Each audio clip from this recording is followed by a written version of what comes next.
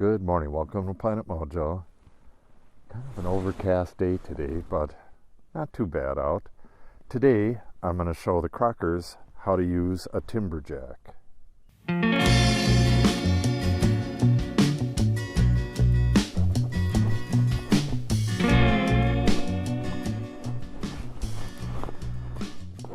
So today on the walk, I have Izzy and Maisie and Tater. As soon as we're done with this walk, Izzy and the two cats, I'm going to grab the Timberjack from over by the shed and we'll head on over into the west pasture where I believe I have enough logs to show how to use one. A Timberjack is a real important tool to have if you're doing any kind of logging or any kind of cutting firewood and stuff if you don't have any heavy machinery. Even if you do have heavy machinery, you should have one. So let's head back to the shed and I'll show you what it looks like. Okay, here is my Timberjack. A lot of people just call these peavies because it was invented by Joseph Peavy back in the 1800s. It's actually a cant hook invented by Joseph Peavy. So this part here, the handle, oops, slippery here, the handle, the hook, and that is the cant hook. This leg right here is a log jack. So if you put a log jack on a cant hook like this, you have a Timberjack. And that's about it. Lots of different people make these, and this is an original Peavy, but you can get them, and I believe Peavy makes it with a 6-foot handle as well, which would come way the heck up to here. The longer the handle, the easier it is to roll logs, but it has drawbacks too. It's harder to move it around, and it's heavier, and so it's nice to have one of each actually. If I were to buy this again, I would probably not get a Peavy brand with the wood handle and stuff.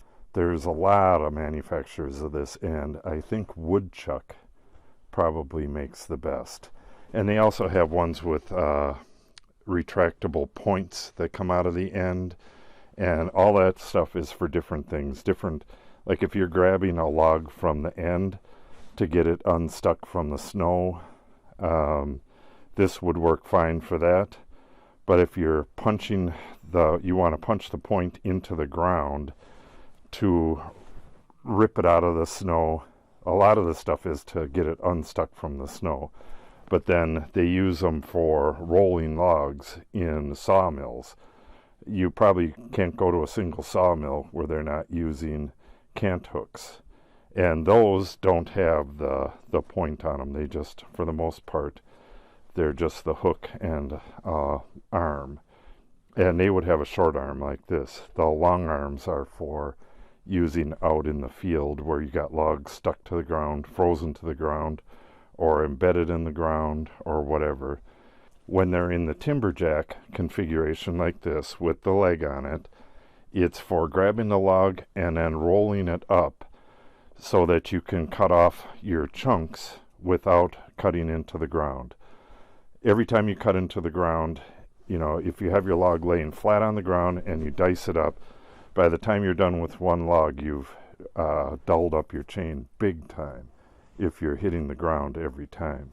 So this is for rolling it up, getting it off the ground. You can make 2-3 cuts generally, depending on how fat the log is and how big your cant hook is, or Timberjack in this case. So we'll go down. I think I have some logs. Let me check this out. I believe I have some logs down here. I don't know. I should be able to yank them right out of the snow. But I think I have some other ones a little bit further down that rolled away when I was cutting them. This stuff's been sitting for a couple of years, so we'll go have at it and see what happens.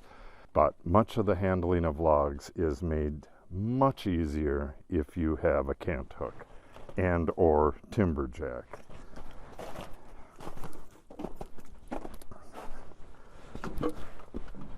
A lot of the woodchuck versions of this come with a quick disconnect leg. So that's really all you need. If I were buying this again, if I were buying a new one, I would get a 6-foot woodchuck one that has a retractable point and an easy disconnect leg. That way it's basically all 3 different types in one. All right, let's grab this, head down there, and show you how it works on a log. Okay, unfortunately, I have nothing to demonstrate on. All of this stuff is really embedded in the snow, or like in this case, it's stuck to the ground. It still has the roots on the far end, so there's no way you can turn that. If I had the saw here, I would split this one in half, and then I could probably roll this, but this one has such a short handle. I'd normally just use this in the summer, spring, fall, whatever, not when there's a ton of snow like this. So I'm not going to be able to show how this works other than to just kind of demonstrate without actually doing it. What you do is attach it to your log. It'll go up to, this will probably go up to a 20-inch log, but they go bigger than that depending on the one you buy. All right, now it's hooked in. There's a point at the bottom, and the hook is embedded in the log.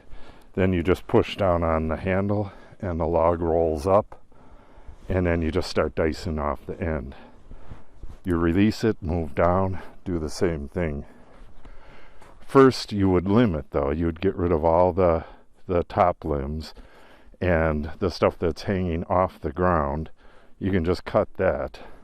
The big thing about this is so that you don't run your chain into the ground and dull it, or hit a rock, which would be, can cause a pretty bad accident.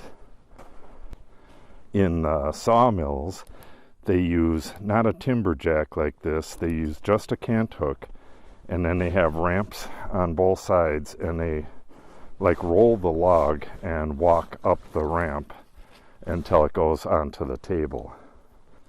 Like I was saying before, that adjustable model would be perfect for the Crockers situation, because it could be used for lifting stuff up for cutting firewood, or once it's cut and diced down to the length that Jason wants it, he can use it for rolling and roll the log up and onto the table there. You just got to get ramps, and you stand right in the middle and roll it up.